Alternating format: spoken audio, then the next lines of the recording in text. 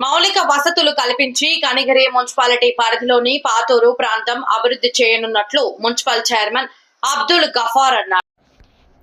10వ వార్డు పాతూరులో వీధి లైట్స్ సక్రమంగా వెలగక త్రాగునీటి పైప్లైన్లకు లీకేజీలు, పారిశుద్ధ్య సమస్యలపై స్థానిక నాయకులు మంగళవారం రాత్రి మున్సిపల్ చైర్మన్ కు ఫిర్యాదు చేశారు. స్పందించిన municipal chairman Abdul Ghaffar municipal అధికారులతో కలిసి బుధవారం ఉదయం పాతూరులో పర్యటించారు. అనంతరం పైప్లైన్ల లీకేజీలను పరిశీలించి లీకేజీలు లేకుండా అడ్డుకట్ట వేయాలని అధికారులను ఆదేశించారు. డ్రైనేజీ కాలువలు ఎప్పటికప్పుడు శుభ్రం చేయాలని పారిశుద్ధ్య కార్మికులకు అధికారులకు సూచించారు. ఈ సందర్భంగా ఆయన మాట్లాడుతూ పట్టణ ప్రజలు అధికారులకు సహకరించి మున్సిపాలిటీ అభివృద్ధికి సహకరించాలని ఆయన తెలిపారు. ఈ కార్యక్రమంలో మున్సిపల్ ఏఈ మాధవరావు, సచివాలయం శానిటరీ సెక్రటరీ రమణారెడ్డి, స్థానిక నాయకులు బుజ్జి, రిపోర్టర్ దాసరి మురళి, మహిళా నాయకురాలు షకీలా, వార్డు ప్రజలు తదితరులు పాల్గొన్నారు.